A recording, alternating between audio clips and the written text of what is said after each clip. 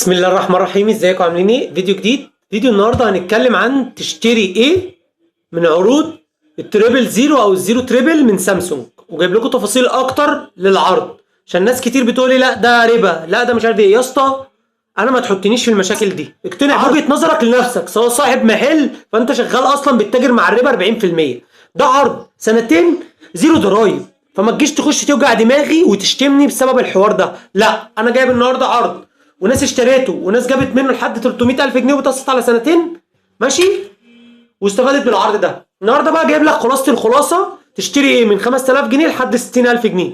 في 6000 تليفون من سامسونج، وفي 6000 تابلت، وفي 5000 ساعه، وفي 6000 ايربودز. فباختصار اقول لك تشتري ايه. طب اشتري الشاحن يا محمد يا مصطفى يسوى 1500 جنيه الراس بس 25 واط في توكيل سامسونج؟ لا، في بدايل وهرشحها واعمل لها بقالي سنتين ثلاثه انبوكسنج على القناه وعايشه مع الناس بقى لها سنتين ثلاثه. طب اشتري الراس اللي هي نازله جديده اللي هي دي ده مجانيه، سامسونج قالت لك لا مش اوريجينال، توكيل سامسونج قالت لك لا مش اوريجينال. طب اشتري الاي كي جي تايب سي ب 1200، هتلاقيها بره ارخص. طب جربتها؟ جربتها، اللي هي انطباع عن ريفيو لكل اكسسوار عامل له عندي على القناه من سنتين ثلاثه ريفيو. لايك وفولو، صلي على النبي. نبدا نشوف هتجيب ايه من الاجهزه الكتيره بتاعت سامسونج وتستفيد ازاي بالترابل زيرو. طبعا الخلاصه من اول ال 5000 جنيه لحد 50,000 جنيه، وهيظهر لك على الشاشه دلوقتي. ما تجيش تقول لي اصل لا العرض مش موجود يا اسطى، الناس راحت جابته. ما تجيش تقول لي اصل ده بيضحكوا على الناس، لا. ما تجيش تقول لي اصل ضمان 18 شهر، لا العرض موجود. تشتري ايه من 5000 جنيه؟ هم 6 اجهزه لحد ما توصل للسامسونج اس 25 الترا. ما تجيش تقول لي اشتري سامسونج اس 36، لان سامسونج اس 36 فيها حاجه احسن منه وارخص منه ومن توكيل سامسونج. انا جايب لك النهارده بوفر لك.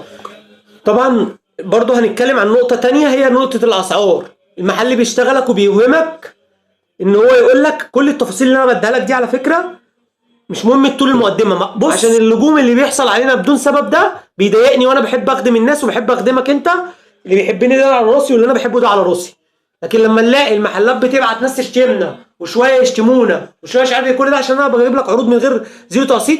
في ناس قاعده في السعوديه قسطت 6 اجهزه ب 300,000 جنيه وبتدفع اقساط ال6 اجهزه سامسونج اس 25 الترا ولا اس 24 الترا. اسف، جابوا الاس 24 الترا عشان كانت سعره في رينج ال 50. طب ايه؟ هنبدا الفيديو. توكيل سامسونج اسعاره لو ازيد 2003 احسن، الاولويه ليه. شويه المحلات الجداد دول اللي هم عاملين فيهم عندهم نص مليون ومليون والكلام ده، كل ده الظروف اللي فاتت كشفتهم. قافلين الريفيو بتاعتهم لسبب، عشان هم بقى فضحتهم فضيحه. وفي بعض الاجهزه دي والمحلات دي انا عارفها كان اجهزه ضمان محلي ووقفت، قالوا ضمان محلي وقفت ومش عايزين يدفعوا الضريبه. فاي حد يقول لك انا مش هدفع لك الضريبه من المحلات دي، شكوى في حمايه المستهلك وابلكيشن تليفون المحل بتاعه يتقفل، هيدفع لك الضريبه بالعافيه. فالايام اللي فاتت كنا بنرشح، ما برشحش اماكن، كنا بنرشح كل المحلات. بس دلوقتي الاولويه للتوكيل. يعني انا الاسبوع ده كله هعمل فيديو للتوكيلات، سواء بقى اوبو، سامسونج، هواوي، ايفون. وفرقه 2003 5000 جنيه، لا احسن ضمان محلي. الموبايل مش بيقف بعد فتره ويقول لك لا ده ضمان دولي ومدفوع له ضريبه. الاولويه برضه في الضمان، دي نقطه مهمه جدا بتفيدك. لو رحت قلت لهم الجهاز ده انا جايبه من توكيل سامسونج وضمان سامسونج بالفاتوره، ظاهر عندهم على الجهاز على الشركه بيقدموا لك اكسسوارات فرز اول، شاشه اتكسرت فرز اول بيدفعوك 50% من سعرها، 65% من سعرها، مش بيدفعوك ال 100%، بيعاملوك معامله في اي بي. التوكيل ليه اولويه. نبدا سامسونج 07. طبعا الجهاز ده بيقدم كومبو مواصفات جميل، حاطينه كارت ميموري اي بي 54، مفيش طبقه حمايه، الموبايل راكب حاطينه كارت ميموري مع بعض، وفي راديو، شاشه بي ال اس 90 هرتز، وكاميرا قدامانيه 50 ميجا بكسل، كاميرا اساسيه 50 ميجا بكسل ممتازه، كاميرا قدامانيه 8 ميجا بكسل. بيبدا من اول رام 4. وانا عايز اقول لك على حاجه هديه مني ليك، مش اي حد يقول لك اي حاجه تروح تصدقها. يعني اللي بيجي يقول لك ايه، ما تجيبش رام 4 مع توكيل سامسونج، انا عايز موبايل اقتصادي. لو خدت رام 4 هي رام 8 في الموبايل الاقتصادي. طب ما انت لما تيجي تقول لي هات رام 8 256 جيجا، الموبايل طلع ل 7000 جنيه. طب اجيبه ليه سامسونج 07 ب 7000 جنيه؟ بطاريه 5000 ملي امبير، شحن سريع 25 واط، هتشتري شاحن وانسب شواحن.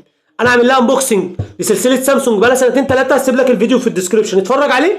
اول جهاز اجيبه اللي هو ال 128 جيجا رام 4 هتلاقي في رينج 5400 5600 ظهر لك دلوقتي على الشاشه من سامسونج. ممتاز ممتاز. من اول بقى مميزات الجهاز ان هو فعلا باي بي ريت 54. طبعا كورنينج جوريلا جلاس فيكتس سامسونج A17 4G 256 جيجا رام 8 قلنا عامله 8800 مش قصه يعني، او 9800 فرق بينهم 200 جنيه بره. شاشه سوبر اموليد 90 هرتز 800 نتس. طبقه حمايه كورنينج جوريلا جلاس فيكتس بلس ممتازه، احسن طبقه حمايه. هيليو جي 99 256 جيجا رام 8 سرعه النقل 2.2. الشاشه نوتش قديمه بس احسن شاشه ممكن تاخدها كصوره، بس فليكر بيذبح عينك يعني. لو انت شغال في الاونلاين ما انصحكش بالشاشه دي، ما انصحكش باي شاشه سامسونج.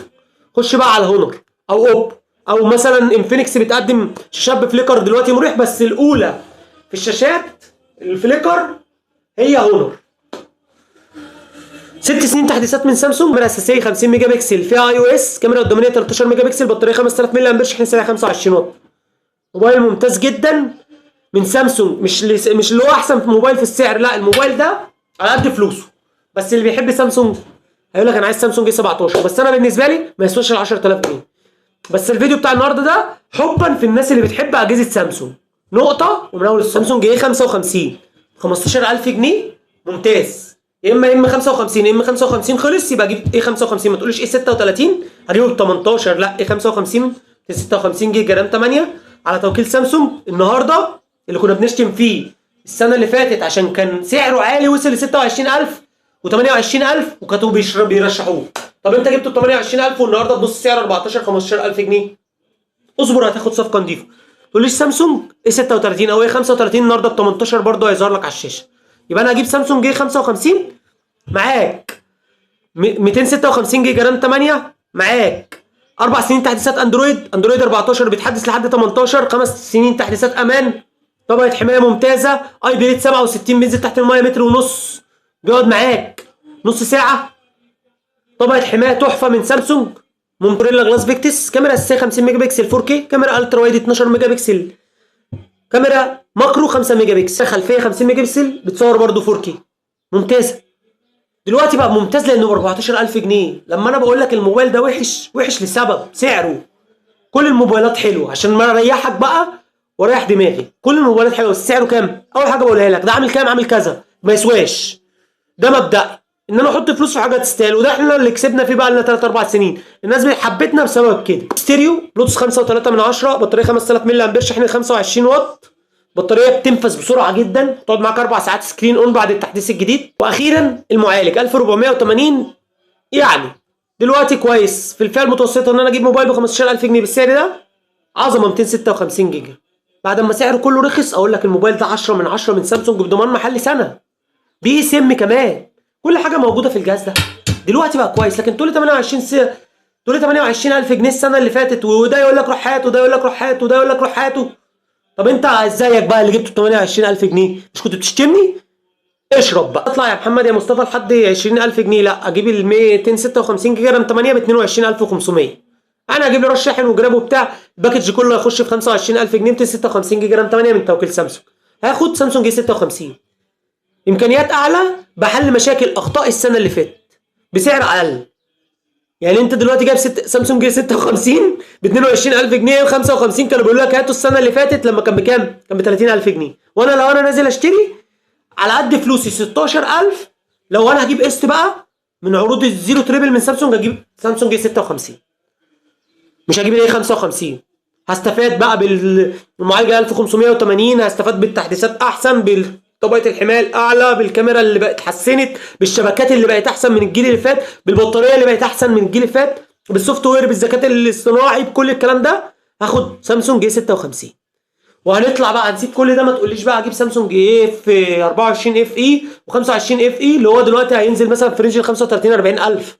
لا 35 ب 35 وهجيب قسط يبقى سامسونج S23 الترا خلص، S24 الترا ما بحبش الشاشه دي يبقى 25 الترا 60000 جنيه او 66000 جنيه بيتباع ارخص 2000 جنيه بره. 2000 جنيه دول مش قصه، بس هتاخد حاجه من توكيل سامسونج مقفوله مضمونه ان محدش يستخدمها قبلك. بالنسبه بقى للشواحن، الشواحن هسيبها لك تحت. شاحن 25 واط، شاحن 45 واط، اي كي جي اللي عملناه على مدار 3 سنين. الشواحن دي انا مجربه ولحد دلوقتي بشحن بيه، يعني الموبايل الشاحن جنبي اهو تحت اهو بشحن بيه بقاله 3 سنين.